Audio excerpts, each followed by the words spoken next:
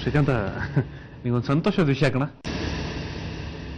ನಿನ್ನ ಬಂಜೆ ಭೂಮಿ ಕೊಂಡ್ಕೊಳ್ಳೋದಕ್ಕೆ ಬೆಂಗಳೂರಿಂದ ಪಾರ್ಟಿ ಬಂದಿದ್ದಾರೆ. ಅವರು ಫ್ಯಾಕ್ಟ್ರಿ ಕಟ್ತಾರಂತೆ.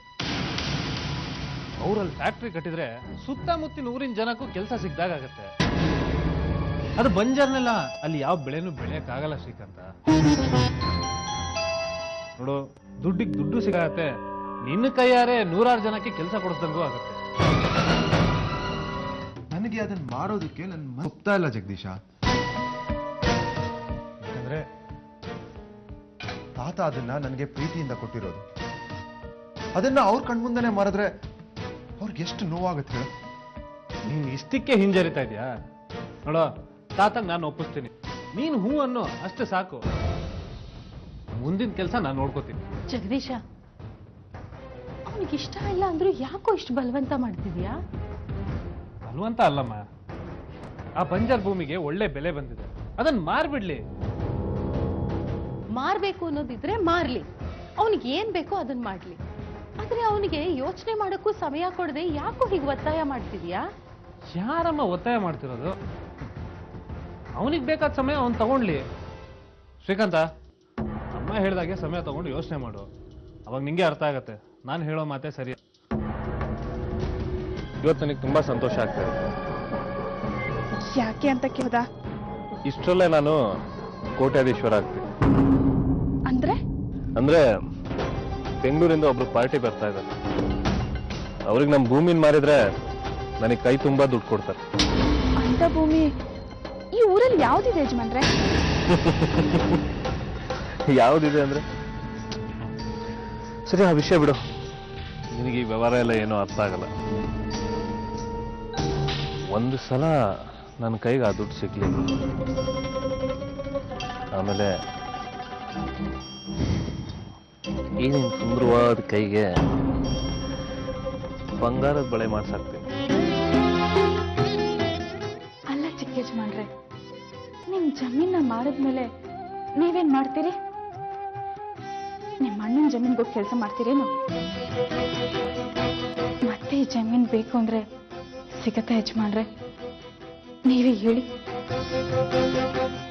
ಬೇಡ ಯಜಮಾನ್ರೆ, ಆತ್ರದಲ್ಲಿ ಮೂಗು ಕುಯ್ಕೊಂಡು ಜೀವನ ಪೂರ್ತಿ ಕಷ್ಟಪಡೋದು ಬೇಡ. ನೋಡು, ಇದು ನನ್ನ ಸ್ವಂತ. ಇದ್ರಲ್ಲಿ ನಿನ್ ತಲೆ ಹಾಕ್ಬೇಡ. ಆ ಜಮೀನ ಮಾರ್ಬೇಕು ಅಂತ ನಾನು ತೀರ್ಮಾನ ಮಾಡಿದ್ದೀನಿ. ಅರ್ಥ ಆಯ್ತಾ? ಚಿಕ್ಕ ಯಜಮಾನ್ರೆ, ನನ್ ಮಾತು ಸ್ವಲ್ಪ ಕೇಳಿ. ನಾ ಹೇಳಿದ ಏನ್ ಮಾಡಿದ್ರಿ? ಯಾವ ವಿಷಯ? ಅದೇ ಗಂಡ್ ಮಗಿನ ವಿಷಯ. ನಾನಂತೂ ನಿಮ್ಗೋಸ್ಕರ ಏಟೊಂದು ಹೆಣ್ಗಳು ನೋಡ್ಬಿಟ್ಟೆಪ್ಪ. ಆದ್ರೆ ನಂದು ಒಂದ್ ಜೊತೆ ಓಲೆನೆ ಕಾಣ್ತಲ್ಲ ರೀ. ಎಲ್ಲಿ ಹೋಗತ್ತೆ?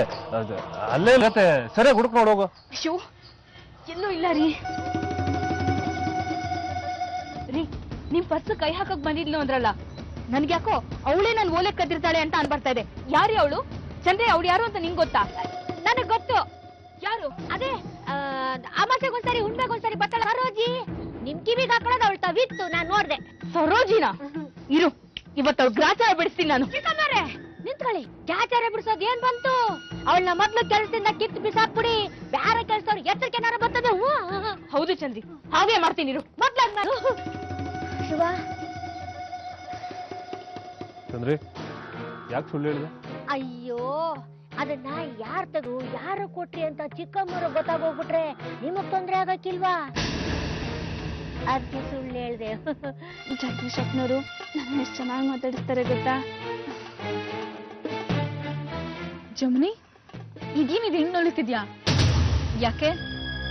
ಜಗದೀಶಪ್ಪ ಅವ್ರ ಬಲೆಗೇನಾರು? ಅಯ್ಯೋ, ಹಾಗೆಲ್ಲ ಏನೂ ಇಲ್ಲ ಮಲ್ಲಿ. ಅವರು ನನ್ನ ತವ ಎಲ್ಲ ವಿಷಯನೂ ಹೇಳ್ತಾರೆ. ಇವತ್ತೇನು ಹೇಳಿದ್ರು ಗೊತ್ತಾ? ಏನ್ ಹೇಳಿದ್ರು? ಅವರು ಇಷ್ಟರಲ್ಲೇ ಕೋಟ್ಯಾಧೀಶ್ವರ ಆಗ್ತಾರಂತೆ. ಅದೇಗೆ? ಅವ್ರಿಗೇನಾದ್ರೂ ಲಾಟ್ರಿ ಗಿಟ್ರಿ ಹೊಡೆದೈತಂತ? ಇಲ್ಲ ಮಲ್ಲಿ, ಅದ್ಯಾವುದೋ ಭೂಮಿನ ಮಾರ್ತಾ ಇದಾರಂತೆ. ಬೆಂಕಿಯ